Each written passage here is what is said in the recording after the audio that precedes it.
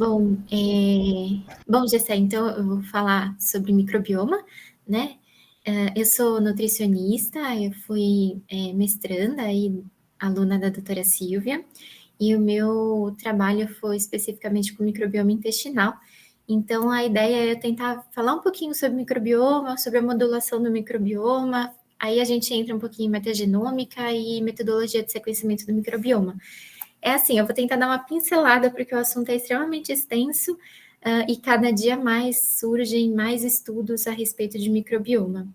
Então, microbioma, quando a gente fala, né, está se referindo a seres microscópicos, e aí a gente está se referindo à comunidade em que vive um habitat específico. Então, muitos estudos acabam utilizando o termo microbiota sendo a mesma coisa que microbioma, mas alguns estudos já definem isso, já colocam isso de forma diferenciada, sendo microbiota só a quantidade de micro-organismos e o microbioma, os fatores que estão presentes naquele habitat. Então, a gente tem o microbioma do trato respiratório, o microbioma do trato genital, microbioma da pele, microbioma do estômago, do pulmão, e tem diversas aí outros estudos, por exemplo, microbioma do olho, que estão sendo avaliados. A gente tem a maior parte dos estudos olhando o microbioma intestinal, porque é o maior e mais complexo ecossistema do nosso corpo, onde a gente tem a maior parte de micro-organismos, entre bactérias, vírus, arqueias, fungos, inclusive representa aí 2% do nosso peso corporal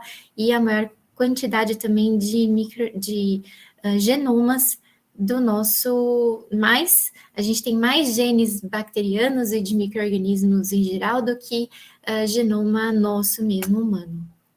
E existem diversas interações que têm sido estudadas, então, desde estilo de vida, modificando o microbioma intestinal, então, modificando micro-organismos no intestino, né, estômago, intestino, a atividade física também modulando esses micro-organismos, a alimentação, tanto a alimentação saudável modulando beneficamente, quanto também o consumo de ultraprocessados e alimentos industrializados modulando maleficamente. E isso estimulando o nosso sistema inflamatório e trazendo, então, respostas tanto locais quanto respostas em outros locais, não só intestinais, como, por exemplo, algumas modulações intestinais que a gente vê que vão ter repercussão em olho, né, como algumas inflamações oculares de origem idiopática. Nós temos diversas funções já mapeadas desse microbioma, desses micro-organismos no nosso intestino, sendo desde a produção de vitaminas, como, por exemplo, vitamina K, vitamina B, folato, absorção de vitamina D, e aí é interessante você, como médico, por exemplo, em pacientes de UTI, quando a gente vê a alteração, por exemplo, do INR, e não há nenhuma outra justificativa para essa alteração, muitas vezes pode ser por uma modulação maléfica desse microbioma, então, pelo consumo excessivo de antibióticos para esse paciente, pode ser que esteja modificando, reduzindo alguns micro-organismos que são produtores de vitamina K e assim modificando o INR. A digestão, então, degradação de amido, produção de ácidos biliares secundários, a fermentação de substratos não digeríveis, como, por exemplo, as fibras alimentares, e isso causando uma modulação desse intestino, então, por exemplo, uma redução do pH intestinal, que vai fazer com que micro-organismos patogênicos não fiquem presentes por certo tempo desse pH mais baixo, produção de ácidos graxos de cadeia curta, sendo fonte energética para colonócitos e diversas outras funções do nosso organismo, competição por alimentos e sítios de fixação, então existe uma resistência à colonização por bactérias patogênicas, produção de folato e a metilação de DNA, e isso já tem sido visto correlacionando com algumas doenças, modulação do humor e estresse, e aí produção de neurotransmissores, então hoje a gente tem também vários estudos mostrando o eixo intestino-cérebro, e essa modificação de tanto para doenças, quanto modulações benéficas aí sendo ocasionadas por causa desses micro-organismos. O ritmo circadiano, então, a oscilação de metabólitos, como serotonina, prolina, biotina, e isso também relacionado ao consumo de alimentos. Então, a gente vê que a gente tem uma modificação de bactérias ao longo do dia, e essas bactérias, na abundância dessas bactérias, e aí a maior parte dos estudos são com bactérias, tá? Então, e aí a maior parte dessas bactérias trazendo alguns metabólitos, então criando alguns metabólitos que vão ter impacto aí no ritmo circadiano. Modulação genética e de drogas, então já tem diversos estudos com relação a mostrando, né, a troca de biomoléculas genômicas, ativação ou neutralização de drogas, e que é interessante, por exemplo, na área de oncologia, tem alguns estudos mostrando algumas assinaturas microbianas, então algumas prevalências de alguns micro-organismos sendo presente no intestino de indivíduos que respondem a uma terapia e daqueles que não respondem, esses micro-organismos estariam em menor abundância. Principalmente as terapias que envolvem a parte de... como é que fala? Desculpa. Que são moléculas novas, né? Então, nivolumab, os MABs da vida. Tem a questão também de secreção antimicrobiana, então os próprios micro-organismos, eles estimulam a produção de IgA e também tem a produção de antibacteriocinas pelas células de Panay, estimula o sistema Gauch a produzir linfócitos, reduz mediadores inflamatórios, também tem uma questão de função de barreira, em que esses micro-organismos estimulam a produção de mucina, aumentando, então, o efeito de barreira, e aumentando também a expressão das tight junctions, que são as junções dos colonócitos, reduzindo translocação bacteriana. E o que determina, então, esses micro-organismos estarem presentes no intestino de cada indivíduo? Então, isso começa desde o nascimento, então a gente vê estudos que mostram a diferença entre crianças que nasceram de parto vaginal e de parto cesárea. Então, quem nasce de parto vaginal vai ter uma colonização por lactobacilos, enquanto que quem nasce de cesárea vai ter uma colonização desse microbioma intestinal por estafilococos e bactérias que são presentes na pele e no meio. A alimentação vai ter um impacto bastante importante, então a alimentação, o aleitamento materno, que vai estimular a colonização por bifidobactéria, enquanto fórmulas lácteas vão estimular a colonização por Clostridium, e a gente vê ao longo da vida também uma modificação desse microbioma, dependendo da alimentação que é adotada pelo indivíduo. E aí nós temos aí o nicho dos vegetarianos, que tem uma menor colonização por Escherichia coli e enterobactérias do que onívoros, que vão ter um pouco mais de um microbioma mais diversificado e com maior quantidade de enterobactérias. Atividade física, então, tem vários estudos saindo agora mostrando o quanto a atividade física modula, e aí principalmente atividades físicas aeróbicas. A idade, então, a gente vê que conforme o aumento da idade, a gente tem uma redução de bifidobactéria e alguns outros micro-organismos. A genética, então, o desenvolvimento anatômico do trato gastrointestinal também impacta na seleção de alguns micro-organismos, o uso de antibióticos, de quimioterápicos, de radioterapia e outros medicamentos, o convívio social, e aí é interessante a gente pensar também na colonização por micro-organismos multiexistentes, então a gente sabe que profissional de saúde, por exemplo, está muitas vezes propenso a estar colonizado por bactéria multiresistente, e o contato com animais, que vai tanto trazer micro-organismos diferentes para o microbioma intestinal desse indivíduo, mas também, se a gente pensar do uso excessivo de antibióticos, vai também selecionar aí alguns micro-organismos que são resistentes a antimicrobianos e que também não é interessante, e a gente entra também nessa questão da cadeia alimentar, que pode ser passada através da alimentação.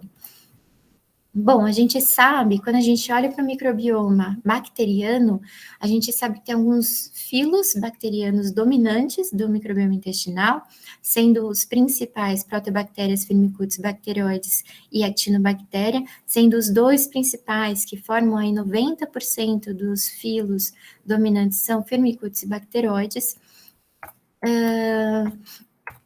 E aí, assim, a gente vai ver dentro, né, do microbioma de cada indivíduo uma diferença entre eles justamente por hábitos de vida, consumo de medicamentos e alimentação, atividade física, enfim, que vão interferir e podem surgir novos filos bacterianos, mas a gente sabe que esses filos são os dominantes e que, saindo muito da proporção desses filos, a gente já sabe que está sendo relacionado a algumas doenças, tá? E aí, como é que a gente pensa em modular o microbioma? Como é que a gente modifica?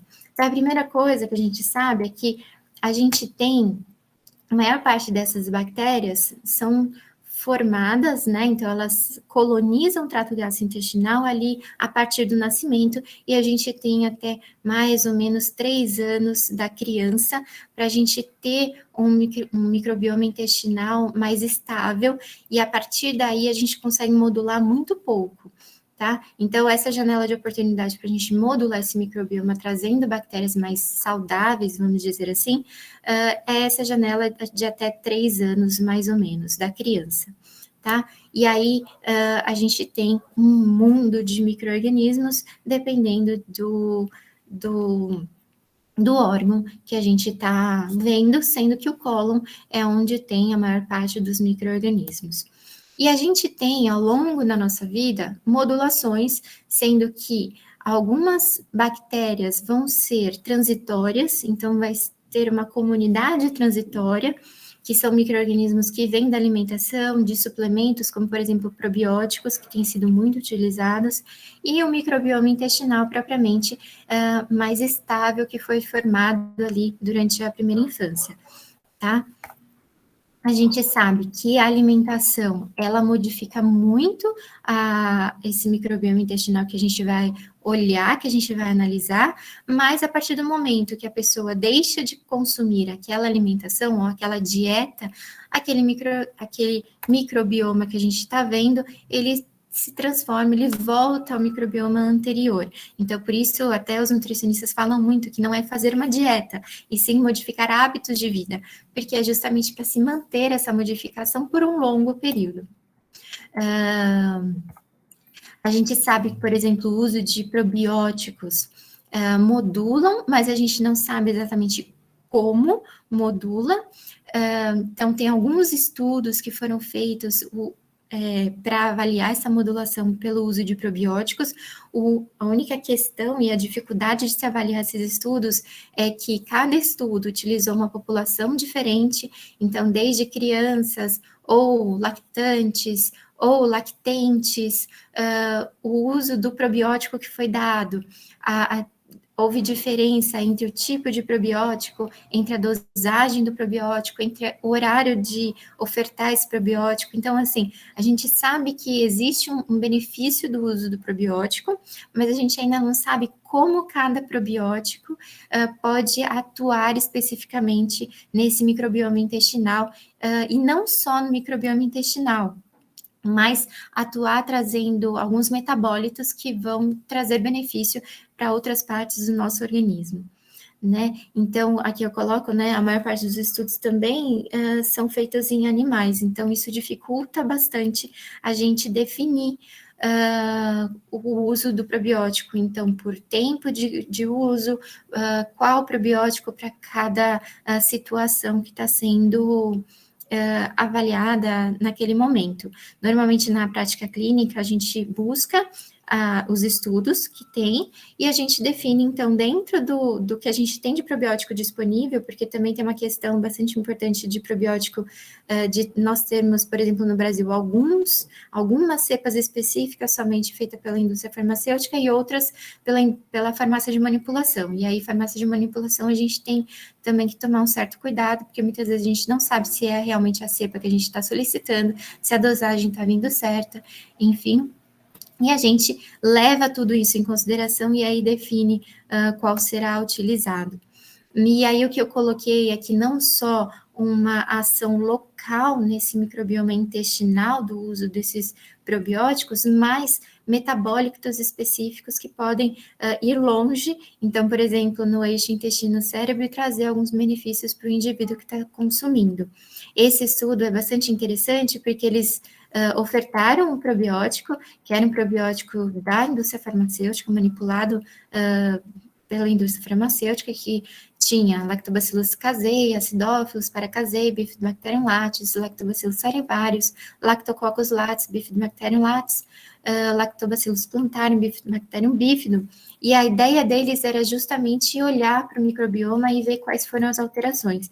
E eles não encontraram alteração no microbioma, então, nos micro-organismos presentes naquele intestino, mas eles encontraram mudanças tanto no comportamento dessas pessoas que consumiram esses probióticos, então comportamento emocional e o processo de memória, quanto também em algumas áreas do córtex cerebral, mostrando algumas atuações desses metabólitos à distância.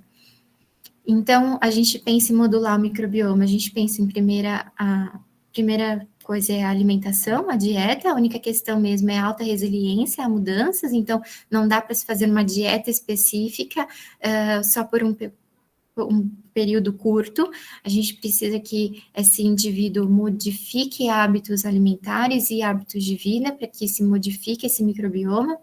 O uso de antimicrobianos, que já foi testado por muitos anos, né, para se modificar esse microbioma, o grande problema é que os antimicrobianos vão acabar fazendo uma pressão seletiva e vai acabar selecionando micro-organismos que não são interessantes, que dentro dos estudos de microbioma já são apontados como, vamos dizer assim, causadores de doenças, então a abundância desses micro-organismos vão trazer malefícios para esse indivíduo. Existe a possibilidade de transplante fecal, como já tem sido feito para diarreia de difícil controle para Clostridium difficile, mas ainda em outras situações isso está sendo muito bem avaliado. A grande questão é quando a gente pega indivíduos que são colonizados por bactérias multiresistentes, por exemplo, e alguns estudos foram avaliar se o transplante fecal ele poderia diminuir a colonização por bactérias multiresistentes nesses indivíduos, o que se viu foi a recorrência de colonização. E uma grande dificuldade também no transplante fecal é a questão de selecionar um doador, que também é algo que está sendo muito bem estudado. O uso de prebiótico, então, isso tem sido bastante utilizado na prática clínica, principalmente para indivíduos que não poderiam receber um probiótico. Então, probiótico é quando a gente dá a cepa, o micro-organismo vivo, e o pré-biótico é quando a gente dá a fibra que vai estimular, que vai ser alimento de algumas bactérias específicas no trato gastrointestinal que vão estimular outros micro-organismos a se desenvolverem e a colonizarem aquele trato digestório. Então, prebiótico tem sido bastante usado, principalmente, por exemplo, para imunocomprometidos. Simbióticos é quando a gente tem a junção de prebióticos e probióticos, então a gente tem tanto a fibra quanto o micro-organismo vivo, e esse micro-organismo vivo, inclusive, para ser probiótico, ele tem que chegar vivo ao intestino, então tem que passar por toda a defesa do nosso organismo e chegar vivo para colonizar e trazer algum benefício ali no intestino. E aí o simbiótico é a junção dos dois.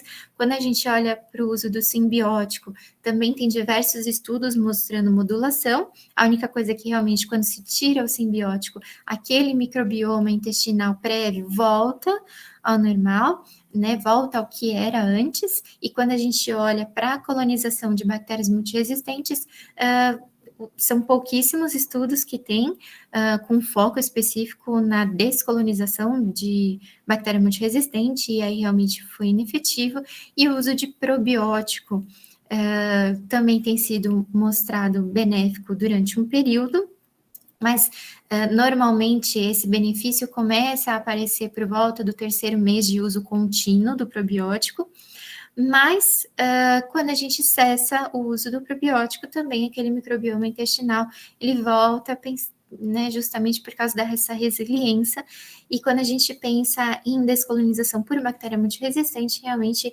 ele é inefetivo. Então, a resiliência que eu falo, né, do microbioma é esquematizado nessa figura. Então, do nascimento até mais ou menos o terceiro ano de vida, é quando a gente tem aí essa janela de oportunidade para modificar esse microbioma, e o que a gente vê e que os estudos mostram é que esse microbioma, então, se torna estável, e a partir ao longo da vida, que ele sofre aí modificações, então essas perturbações, ele pode se manter estável, ou dependendo da perturbação que ele sofreu, ele pode se tornar, então, um microbioma disbiótico e aí ter a manifestação de alguma doença. Quando essa perturbação ou esse microbioma não foi bem estimulado ou bem colonizado no início, ali no nascimento até esse terceiro ano de vida, pode ser que esse indivíduo ele já tenha alguma manifestação de doença logo no início da vida. É o que se tem estudado muito com crianças autistas, então tem se estudado o microbioma dessas crianças para avaliar essas manifestações clínicas e essa diferença no microbioma intestinal. E aí, para você modificar, para trazer esse microbioma para um microbioma saudável ou não disbiótico, é algo que seria necessário uma terapia especializada que se tem estudado para como se modificar isso adequadamente. E aí, então, vamos entrar nas técnicas de análise de microbioma, que são inúmeras, e que menos de 13% aí dos gêneros bacterianos possuem representantes que cresçam em cultura e que precisou-se, então, abordagens diferentes que não as culturas para estudar o microbioma do nosso corpo. Então, a princípio, começou-se a estudar a genômica, em que se isolava um organismo, um micro-organismo, e dele se extraía, então, o DNA, o RNA, e aí, então, se fazia esse sequenciamento, e a partir daí, então, se criou, né, se desenvolveu a metagenômica, que a partir de um meio eu consigo selecionar diversos micro-organismos e deles eu consigo extrair, então, DNA e RNA para depois sequenciar e chegar no resultado daquele meio, para eu descobrir o que tem naquele meio com relação a micro-organismos, no caso, que é o que a gente fala aqui. Então, quando a gente fala de genoma, a gente está falando da extração do DNA, transcriptoma, RNA, proteoma, proteínas, metaboloma, então vai estudar os metabólitos, e ainda tem análise de resistoma, que vai estudar os genes de resistência aos antimicrobianos. E aí, para cada análise, vai se estabelecer formas específicas de chegar nesse resultado final. Então, nos metabólitos, nas proteínas e nos genes de resistência. Então, às vezes eu tenho um DNA, mas eu quero chegar no gene de resistência. Então, eu vou selecionar alguma parte do DNA ou o DNA inteiro para eu poder chegar naquele gene de resistência que eu tenho interesse. E aí, o processo, então, a gente tem a extração desse DNA ou do RNA, sendo que o RNA é um pouco mais complexo para fazer análise, uma vez que ele não é tão estável quanto o DNA. A gente fragmenta essa sequência, esse DNA, que pode ser ou o DNA inteiro ou só uma fração desse DNA, e a partir daí a gente faz, então, o sequenciamento e analisa para identificar quais são esses micro-organismos ou a característica específica que a gente tem interesse. Quando a gente fala de microbioma bacteriano, a gente vai estudar algumas regiões específicas desse DNA bacteriano, que são regiões hipervariadas seguidas de regiões, deixa eu ver se tem uma figura aqui, de regiões constantes. Então, por exemplo, aqui é um DNA de uma E. coli sequenciada, e aí a gente tem nessas regiões que estão em cinza, são regiões constantes, então começa com uma região constante, e as regiões coloridas são regiões que são variadas. Então, eu consigo selecionar porções desse DNA, eu não preciso sequenciar esse DNA inteiro para eu chegar numa conclusão que isso é uma E. coli. Só que para eu definir que isso realmente é uma E. coli, eu preciso selecionar a região que realmente consegue me identificar, que eu consigo, através das análises de bioinformática, chegar na espécie, né? Ou chegar pelo menos no gênero. Então, a gente tem as regiões de V1 a V9, que já foram muito bem estudadas, que são regiões que, do RNA 16S, que essa região do 16S consegue identificar para a gente que são bactérias. E a partir daí, a partir dessas regiões, a gente consegue identificar gêneros e todas as classificações taxonômicas desses micro-organismos. Existem vários estudos para tentar identificar qual é a melhor região para se estudar, principalmente quando a gente vai analisar a microbioma intestinal. E aí, normalmente, o que se vê que a gente consegue chegar uma melhor taxonomia, uma taxonomia mais clara dos micro-organismos estudados, é a região V3 e V4. Então, aqui, né, eu te mostrei o DNA de uma forma simples de visualizar, mas normalmente ele está dessa forma, e aqui, então, a gente tem essas regiões hipervariadas seguidas de regiões constantes. E aí, uma coisa antes da gente entrar nessa parte que eu já comecei a falar, é que a gente precisa pensar na questão da coleta dessa amostra, então, que a gente vai analisar. Então, sempre quando a gente pensa em análise de microbioma intestinal, a gente pensa qual a amostra que está sendo estudada, então, se é a amostra de fezes, se é a amostra de suave retal, se é a amostra de biópsia, que é mais difícil, normalmente é feito somente em animais, esse tipo de amostra, mas já foi feito em seres humanos também, para identificar as diferenças. Porque para cada definição do estudo que for feita, então, desde a coleta da amostra, transporte, armazenamento, isso tudo pode modificar um pouco o resultado final. Tá? Normalmente, os estudos com microbioma intestinal usam fezes ou, então, suave, e porque já se tem padrões, né, os processos já estão mais bem padronizados e é o mais fácil para se coletar do indivíduo que vai participar da pesquisa, tá? E aí nós temos, então, processos para extrair esse DNA desse material, por exemplo, material fecal, e aí nós temos duas formas de sequenciar esse DNA que foi extraído. Uma é através do shotgun, em que você você extrai todo o DNA daquela amostra, então, independente de ser bactéria, vírus, fungos, ou mesmo DNA humano, e depois dessa extração de DNA todo fragmentado, você tem uma análise bastante complexa de bioinformática para poder juntar e formar o DNA completo de cada micro-organismo e mesmo o DNA humano, e a partir daí, é claro que assim, o DNA humano, se não for de interesse, ele é excluído da análise e ficam-se só o DNA que contempla aí as bactérias, e com análise de bioinformática você consegue montar esse DNA e depois chegar à taxonomia desses micro-organismos que estão presentes no microbioma. É algo bastante complexo, principalmente na análise de bioinformática. E também bastante caro, porque você precisa de processos específicos, de material específico para poder extrair todo esse DNA dessa amostra.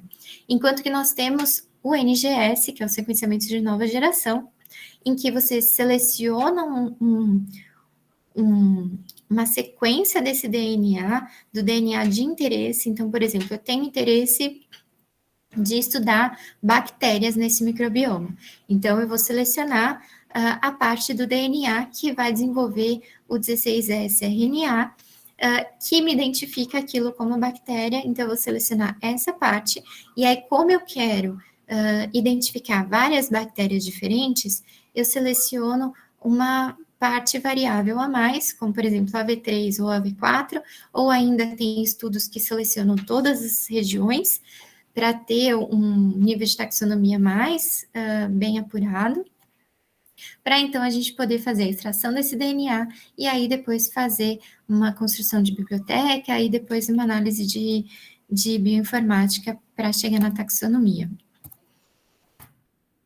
Então, aqui é só para exemplificar. Então, quando a gente seleciona, por exemplo, região V3 e V4 desse DNA, dependendo da forma que você vai sequenciar, e aí eu vou mostrar alguns aparelhos que são utilizados, é se colocado, então, um barcode nessas sequências, identificando da onde vem essas sequências, então, de que amostras que são essas sequências. Então, a gente faz a amplificação por PCR e utiliza também primers específicos para isso, para selecionar, inclusive, a região V3 e V4.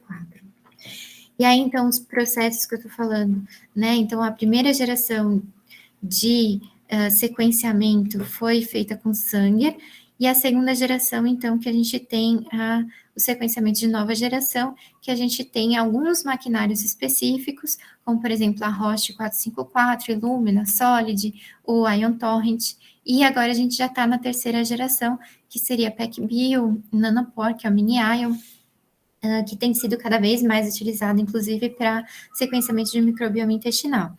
Então, só para você conhecer, muito rapidamente, a Roche 454 é um maquinário que não se utiliza mais, mas foi o primeiro de sequenciamento de nova geração, em que se utilizava, então, algumas BIDs, e essas sequências ficavam aderidas a essas BIDs, e aí, por alteração aí né, por reação através de luciferase, acabava se identificando, o programa acabava identificando qual era a base que estava entrando naquela sequência e então sequenciando aquela sequência que estava naquela BID específica.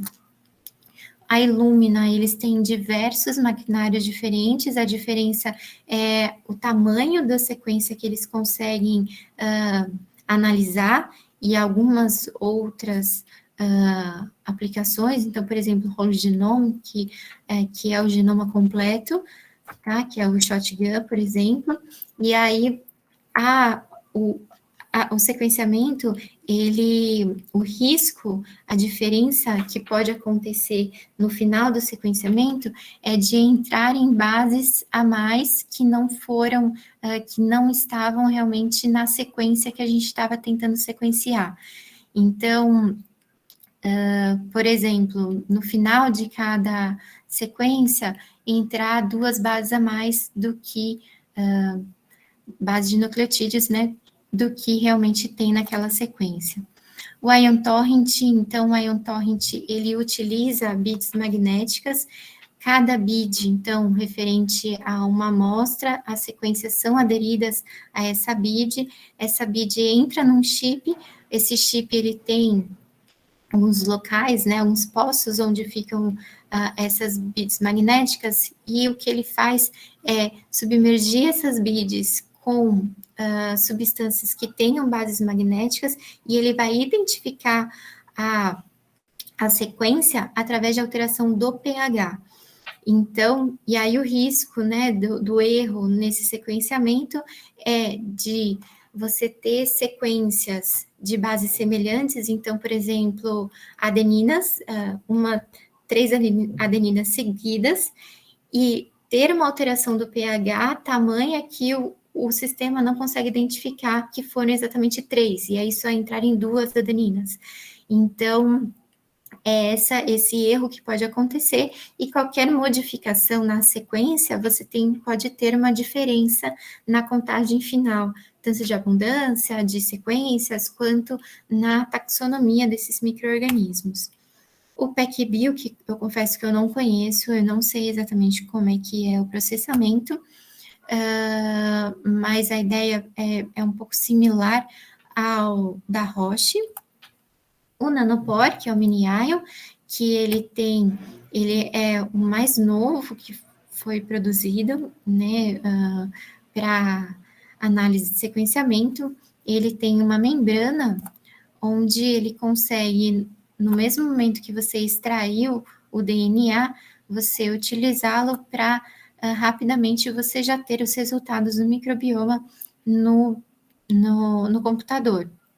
Então, uma das coisas que estavam se estudando é a questão de alta taxa de erros para estudos de microbioma, mas isso já tem sido melhorado através dos softwares deles de análise da sequência gerada, e tem sido sim usado para muitos estudos de microbioma intestinal também. E aí a análise de bioinformática que eu comentei, que é uma análise bastante complexa, em que você, a partir do momento que você faz o sequenciamento, o resultado é um documento dessa forma, um documento em FASTQ, que, para facilitar, né, você tem diversas informações nesse documento. Então, a primeira informação é a identificação do sequenciador que foi utilizado. A segunda informação, então, é a sequência de DNA que foi, né, sequenciada. E a terceira linha, então, é o índice de qualidade dessas sequências. Então, todos os sequenciadores, a gente sabe que eles podem ter erros nos sequenciamentos, e os próprios sequenciadores já conseguem identificar qual seria ali a qualidade daquela sequência que ele gerou. E aqui, a qualidade, ele dá por base que foi gerada, tá? E aí, para cada letra, símbolo, a gente tem um código, né? Então, uma quantificação.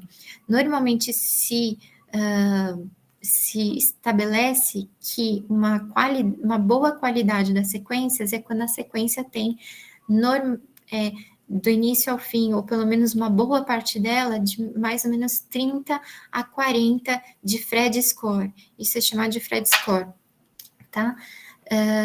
E aí, normalmente, o que se faz, que aqui eu não coloquei, mas quando você tem o sequenciamento, você gera alguns gráficos para poder visualizar o tamanho da sequência e se do início ao fim ela está realmente com esse nível de Phred score alto. Se não está, a gente consegue, através de alguns parâmetros, cortar essas sequências para depois a gente utilizar umas sequências um pouco menores, mas desde que tenha um tamanho próximo das outras sequências para a gente poder chegar na taxonomia final, tá? E aí a gente tem duas formas também de sequenciar, e isso diferencia também no resultado final, e isso também quando a gente lê os estudos de microbioma, a gente tem que ficar atento de como que foi feito essa análise de bioinformática.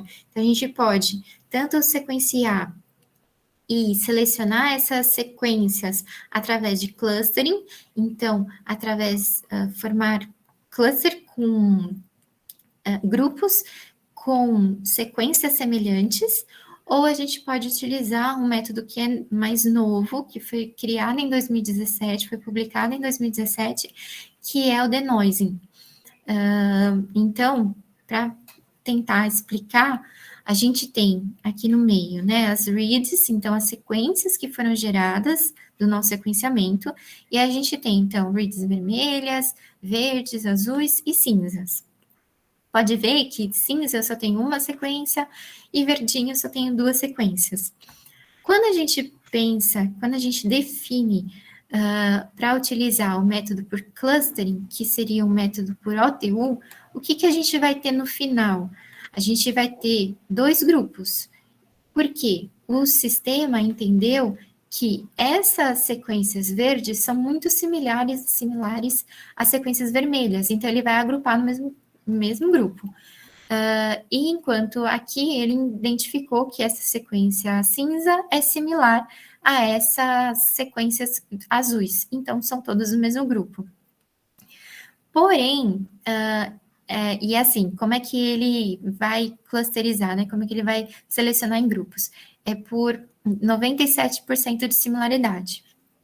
Porém, esses 3% podem ainda identificar um micro-organismo diferente. Então, esse novo método, que é o denoising, ele vai considerar cada sequência como um micro-organismo diferente. Então, aqui, é como se a gente tivesse várias sequências, né? E aqui eu tenho todas essas sequências são iguais, só que essa última sequência aqui eu tenho, ao invés de uma timina, eu tenho uma guanina, e aí ele considera no método de clusterização, de OTUs, como todos iguais, independente desse daqui ter uma guanina no lugar da timina aqui. E essas outras sequências, o que ele vai fazer? Ele também vai considerar todas iguais, porque 90% pelo menos delas são semelhantes, tem só algumas bases diferentes. E aí ele então define que são 2 OTUs diferentes, tá? São 2 clusters diferentes. Enquanto pela análise de ASV, que é Amplicon Sequence Variant, que é o método de dada 2, ele vai considerar que cada sequência aqui é única. Então, a gente vai ter aqui 5 ASVs diferentes. Eu não sei se isso ficou claro, mas é só para ter uma ideia de como que é feita a seleção, então, dessas sequências, para depois a gente avaliar a abundância relativa desses micro-organismos e a taxonomia. E aí, quando eu falo de abundância relativa, a gente tem alguns índices de diversidade para avaliar. Porque hoje o que se fala é que um microbioma saudável é um microbioma que tem uma abundância de micro-organismos alta. Só que essa abundância, a gente precisa levar em consideração o que eu estou olhando, se é uma abundância dele, interna, ou se é uma abundância em comparação com outros microbiomas que eu estou estudando. Então, quando eu vou olhar para o indivíduo, então, por exemplo, eu estou olhando somente para este jardim, e aqui eu estou considerando que eu só tenho flores amarelas, e são todas iguais, não são nem de tipos diferentes, eu posso dizer que esse jardim tem uma baixa diversidade, porque eu estou olhando somente para esse jardim. Enquanto que se eu olho para este jardim, e tá aqui também, só estou olhando para esse jardim, eu consigo ver flores diversas, de cores diversas, de tamanhos diversos. Então, aqui eu sei que ele tem uma alta diversidade, mas eu não estou comparando os jardins, eu estou olhando somente para ele. Isso significa uma diversidade alfa. Então, existem métricas específicas para eu conseguir olhar especificamente para este microbioma que eu tenho interesse. E essa métrica são métricas de diversidade alfa, que existem diversas, e aí cada uma vai levar em consideração alguns detalhes específicos do sequenciamento, como, por exemplo, a árvore filogenética daqueles micro-organismos que foram sequenciados, ou não. Por exemplo, quando a gente observa esse Observed OTU, que é um dos índices que são bem utilizados, ou as espécies observadas, ele não vai levar em consideração a árvore filogenética, ele vai só levar em consideração as reads, então, as sequências que nós temos por amostra, as reads por OTU ou por ASV que foram identificados naquela amostra, e a gente vai olhar, então, para a riqueza. E aí existem outros que são bem utilizados também, como, por exemplo, Shannon, Simpson, Shaw, Pilo, que também a maior parte também não leva em consideração a árvore filogenética, mas, por exemplo, Shannon vai levar em consideração a abundância e a diversidade, Simpson vai levar em consideração a abundância relativa e vai olhar para as diferentes espécies, então vão ser índices diferentes para condições, para resultados diferentes. Então, o que é que eu quero olhar naquela diversidade daquela amostra? Enquanto, por exemplo, Pilo vai olhar a uniformidade. Então, se eu tenho uma amostra que tem uma abundância relativa de algum táxon muito alto, aquilo vai chamar atenção e aí a gente vai ter um índice de Pilo diferente de outras amostras que, por exemplo, a gente pode identificar. É muito utilizado isso para estudos clínicos, né? Então, não na prática clínica, como a gente tem vários locais de sequenciamento já de microbioma, né, para utilizar na prática clínica, isso normalmente não é tão levado em consideração. É claro que, assim, eles vão olhar para a diversidade, mas muitas vezes vão olhar somente para aquele Observed OTU, e não para esses índices específicos que muitas vezes vai ser utilizado para estudos científicos. Tá? E aí a gente tem algumas métricas que vão utilizar a filogenia, então a árvore filogenética para trazer aí os resultados de alfa-diversidade. A gente vai ter só o FAIF, que vai então medir essa diversidade, considerando a diferença filogenética entre os táxons. Então, só para facilitar, né, como é que é feito esse cálculo da árvore filogenética, então, conforme ocorrem as distâncias entre nessa árvore filogenética, entre as features, entre as reads que a gente tem nessa amostra, ele ganha, então, um valor, e esse valor, então, é somado para chegar nesse valor final de FAIF. E quando a gente está comparando microbiomas diferentes, então aqui, por exemplo, eu estou comparando esses dois jardins, sendo que aqui eu tenho mais folhagens e aqui eu tenho mais flores, e aí eu tenho uma diferença, então, entre eles, essa diferença, essa comparação é feita através da diversidade beta, tá? Que aí também existem índices específicos, todos esses índices, tanto de diversidade alfa quanto de diversidade beta, eles são índices que são utilizados em ecologia, tá? E que são utilizados, então, também na ecologia aí do microbioma, por exemplo, o microbioma intestinal, quando a gente quer analisar o microbioma intestinal. E aí nós temos alguns que são mais usados, algumas métricas que são mais usadas, por exemplo, o JACAR, que é uma métrica qualitativa, ele também não leva em consideração a árvore filogenética, e vai levar em consideração principalmente algumas características que são únicas, independente da abundância, então ele vai só pela taxonomia. Beckert, então, também é quantitativa, não filogenética, e aí ela vai levar em consideração a abundância relativa desses micro-organismos presentes nas amostras. E aí, quando a gente vai analisar isso, a gente tem uma forma de plotar em gráficos para poder visualizar se aquelas amostras que eu estou analisando, se elas formam clusters. Então, a ideia é que, se elas se juntarem, se elas forem semelhantes entre si, se elas tiverem uma menor distância entre elas no gráfico que eu estou plotando, significa que elas são semelhantes. Claro.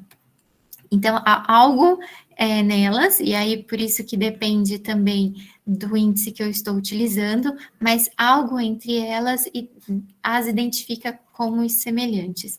Aqui, por exemplo, eu tenho dois gráficos, mas nenhum deles eu tenho amostras que são semelhantes, mesmo sendo claro, indivíduos diferentes, mas em períodos semelhantes de coleta.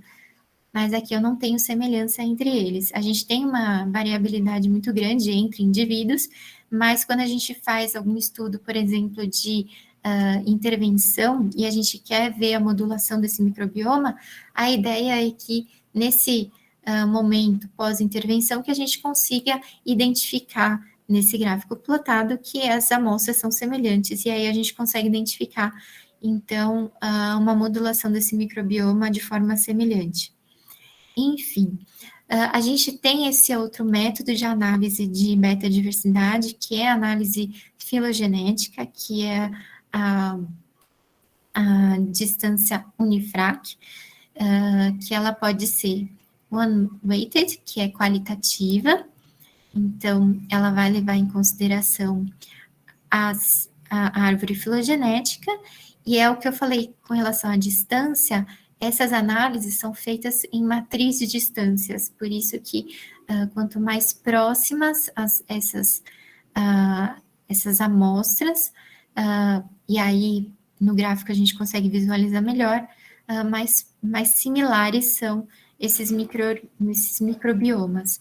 Então, por exemplo, aqui a gente consegue visualizar que nessa parte do gráfico a gente vai ter as amostras em azul, que são amostras de segunda semana de consumo de probióticos. Mas ainda assim, elas estão um pouco espalhadas, né? Enquanto que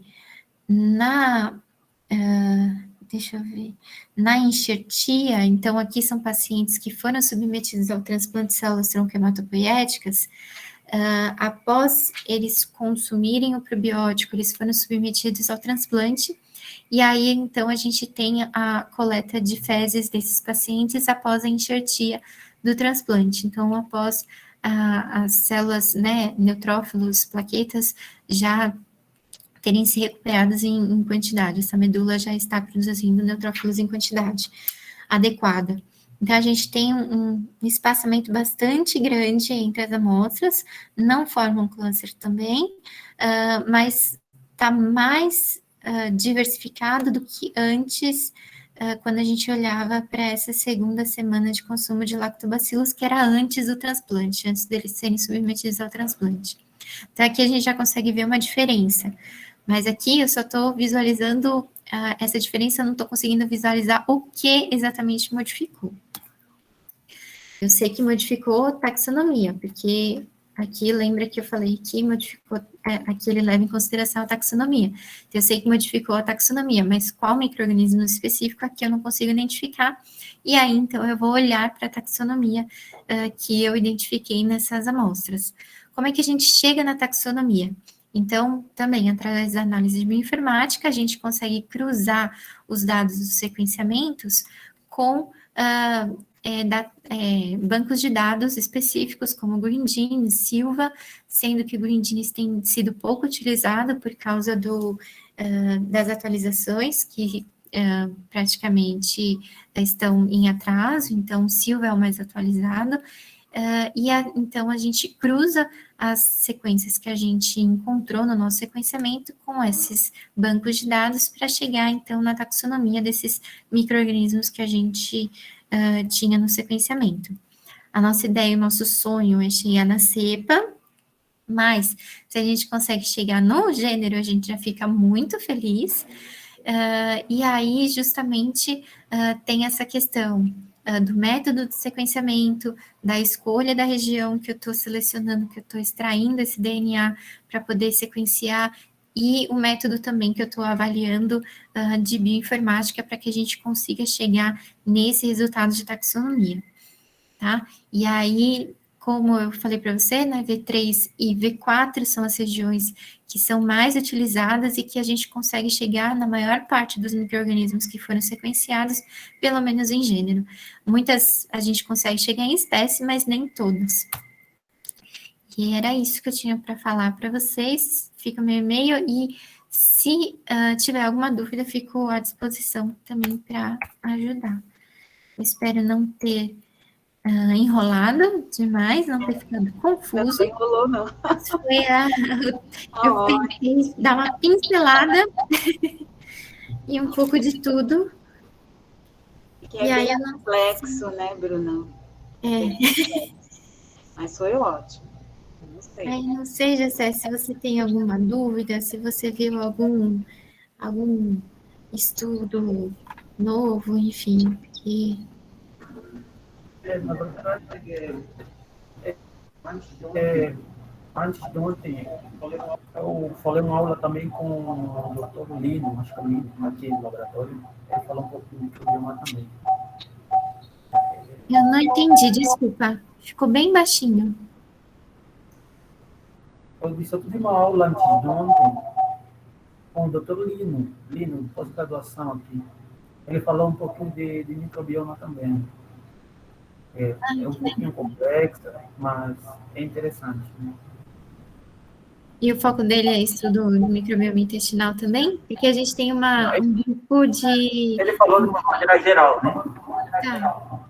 Ele falou de uma forma geral, não foi tão profundo assim no microbioma intestinal. A gente tem um grupo de estudo que analisa microbioma vaginal de mulheres gestantes. E aí também já é bem bacana. Então, hoje tem vários estudos.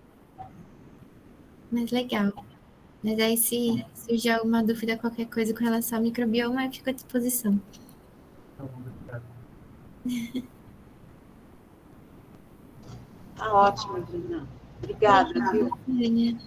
Imagina, um beijo. Obrigado. Obrigadão.